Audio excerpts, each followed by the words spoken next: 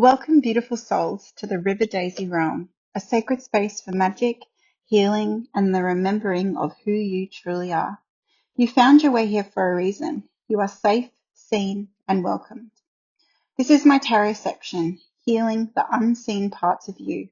Here we do daily shadow work, guiding the collective through what hurts so that it can be healed. Each card pulled is not just a reading, it's an invitation to feel, release, and awaken your inner truth. My name is Denise. I'm a mystical creator devoted to awakening and healing the inner child through art, animals, and play. This channel is a sanctuary for those who wish to reconnect with their inner child, to remember joy, curiosity, and wonder. Through storytelling, cooking, creating art, and gentle guidance, I offer tools, rituals, and handmade creations to help you heal, protect, and activate the love within you.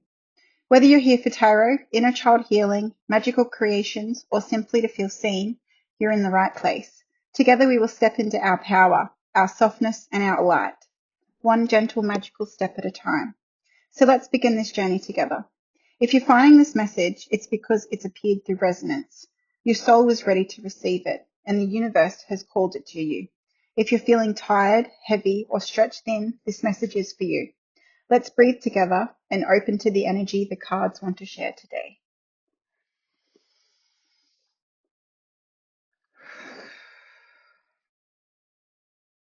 Let's begin.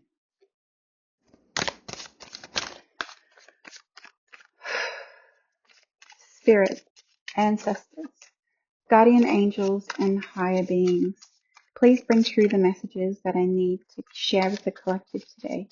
What is the wound rising?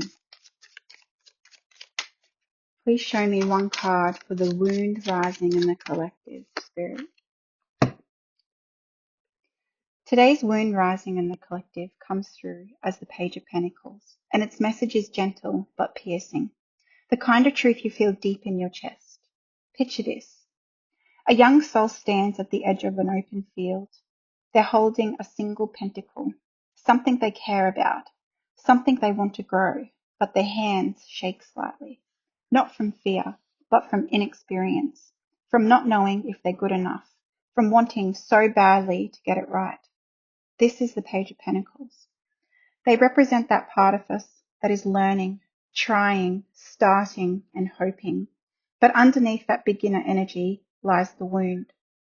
I don't know if I'm good enough yet. What if I fail? It's the wound of self-doubt mixed with perfectionism. The belief that we must be fully formed, fully prepared, fully confident before we plant the seed. But the page teaches us something sacred. You learn by beginning. You grow by showing up imperfectly. You become good by being willing to be new. The Page of Pentacles is the student, the apprentice, the curious gardener, the one who reads signs, studies the soil, touches the earth, and cares deeply about creating something stable. Yet the wound it expresses is this: fear of starting, fear of being seen, learning, fear of not being good enough. Maybe you're feeling the nudge to begin something, a new routine, a new business, a new chapter of healing, but the mind keeps saying, wait until you are ready. Wait until it's perfect. Wait until you have it all figured out. You don't have to leap. You don't have to sprint. You don't have to master anything today.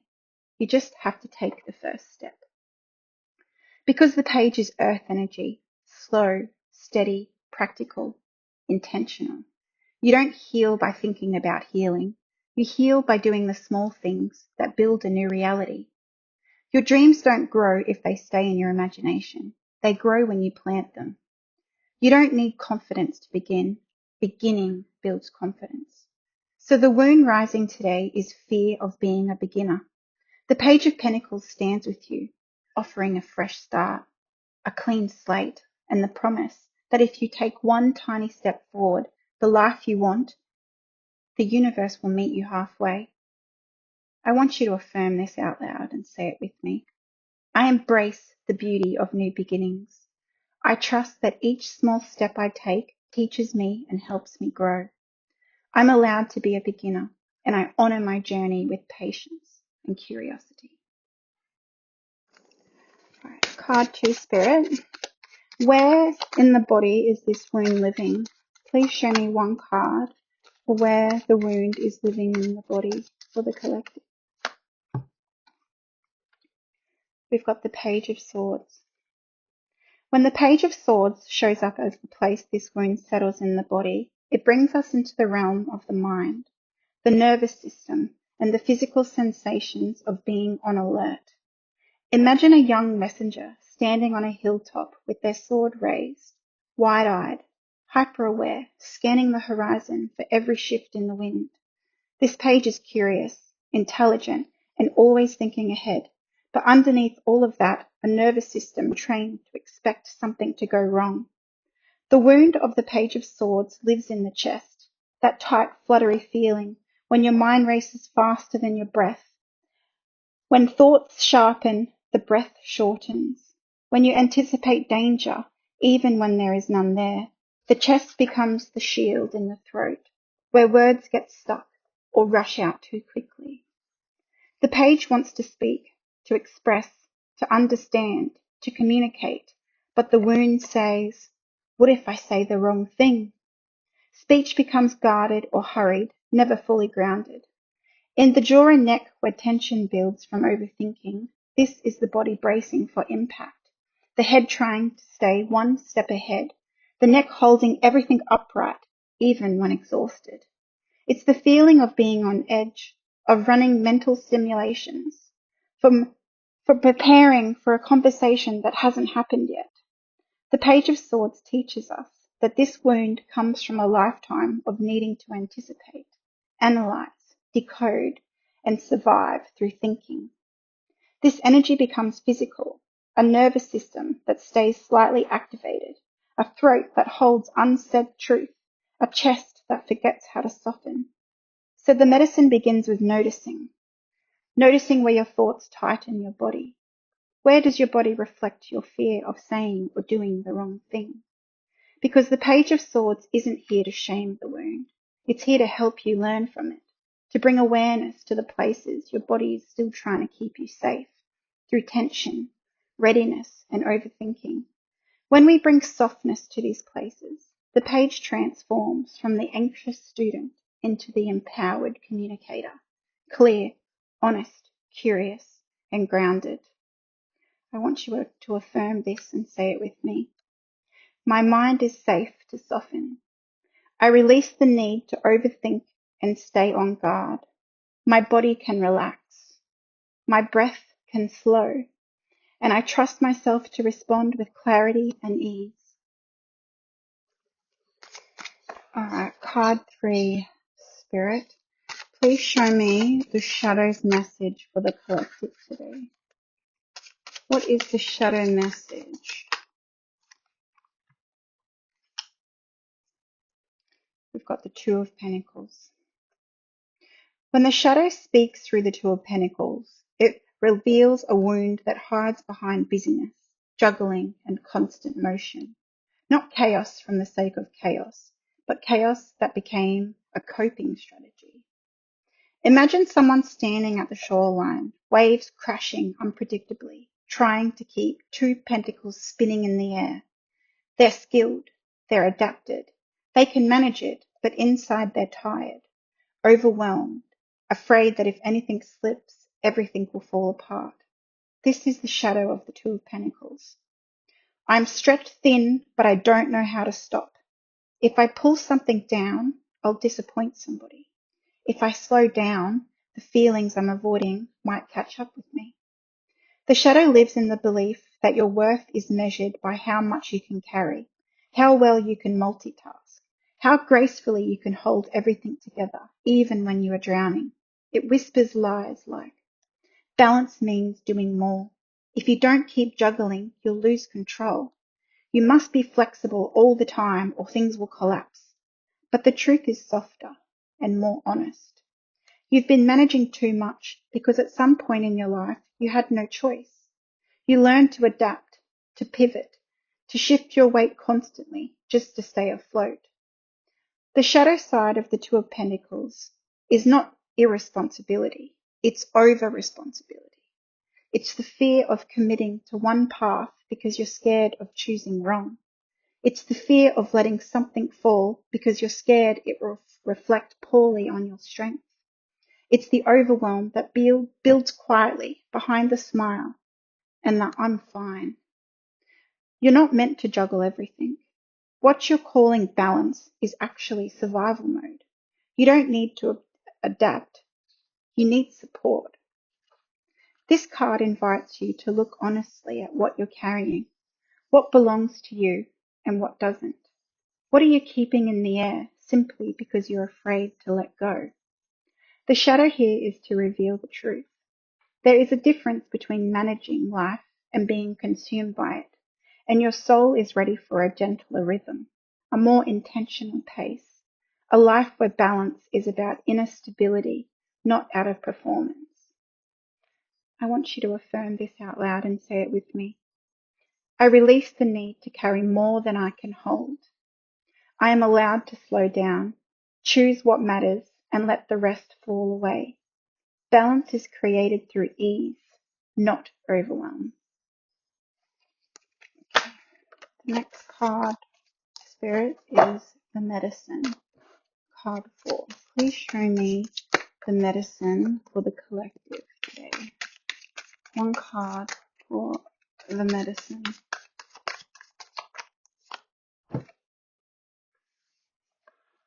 We've got the Knight of Swords.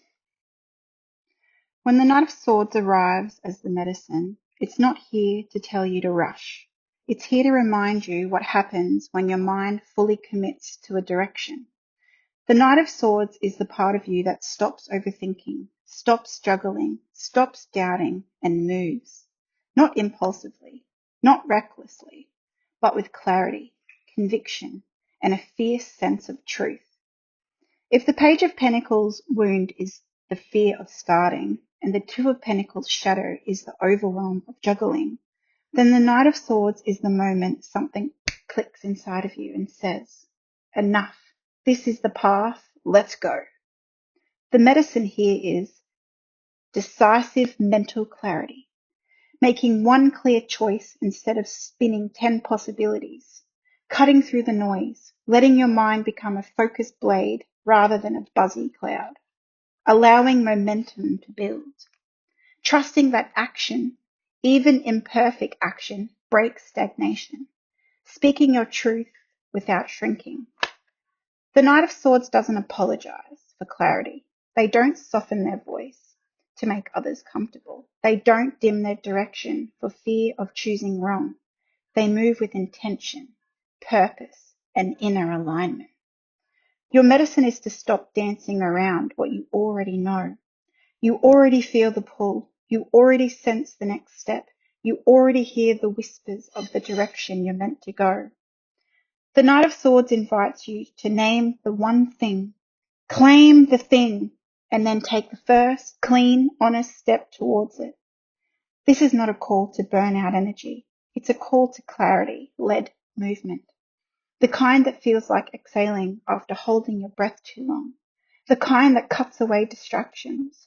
The kind that brings your nervous system relief because you finally choose. The medicine is this. Simplify, decide, and move.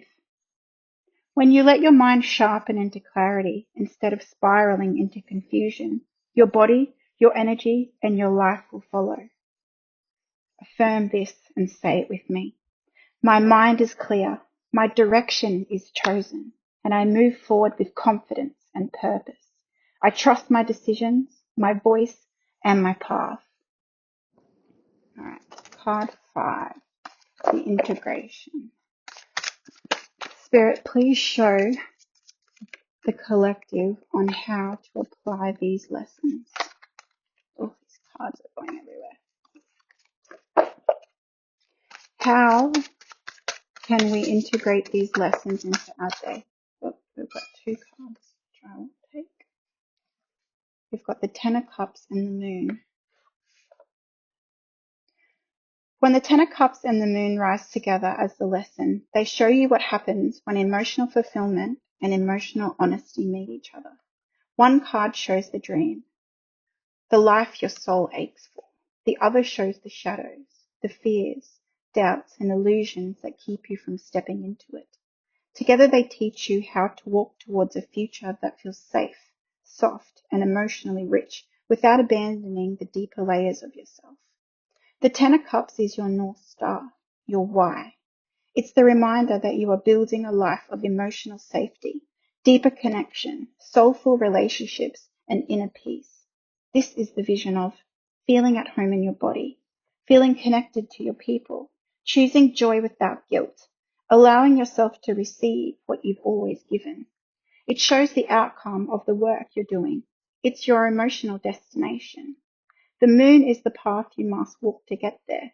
It shows the fears that bubble up when you get close to something good. What if this isn't real? What if I'm fooling myself? What if it disappears?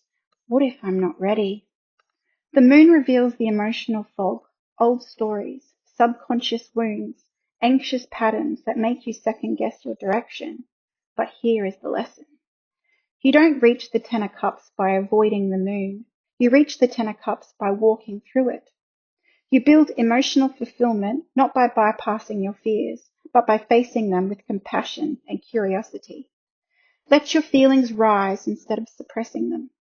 The moon asks you to honor your emotional truth, even the messy, confusing parts. Write it down. Breathe it. Speak it out loud. Clarity comes after you allow the wave to crest. Next, choose the next step that feels emotionally aligned, not perfect. The Knight of Swords gave you direction. The Ace of Wands gives you spark.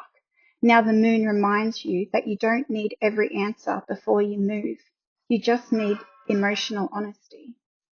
Now notice where fear is trying to protect you. When anxiety rises, instead of assuming something is wrong, ask yourself, what part of me is afraid of receiving joy? This shifts you from self-doubt into self-understanding. Hold the Ten of Cups vision as your emotional anchor. Every time doubt appears, come back to this question. What would the version of me living my Ten of Cups choose today? That becomes your compass. Soften into trust. The moon teaches intuitive navigation. The Ten of Cups teaches emotional fulfillment. Together they say, you don't need to see the whole path to move toward a life that feels good. Just feel your way forward, one honest step at a time. Now affirm this out loud with me. I trust the path I cannot see yet. My emotions guide me, not hinder me. I welcome the joy that is meant for me. I move with an open heart. Now I want you to take a deep breath and feel your body soften. And allow yourself to step forward with a little more trust, a little more honesty, and a little more courage than you had yesterday. Your healing is unfolding, your path is opening, and you are exactly where you need to be. Thank you for joining me in this space today, for witnessing your shadow, your light, and the unseen parts of your soul. It is an honor to guide you in this journey. If you feel called, you can explore my world further at www.riverdaisy.com.au, where I share my mystical creations, healing tools, art, and lovingly crafted products designed to support your healing, protection, and awakening. Every time you visit, purchase, or support my work, you are helping me bring more magic, love, and wonder into the world. And for that, I am deeply grateful. Thank you for supporting my channel, my creations, and my dream for a world filled with love, peace, and wonder. Until we meet again, may your heart be light, your spirit be free, and your inner child always playing. Blessings and magic to you all.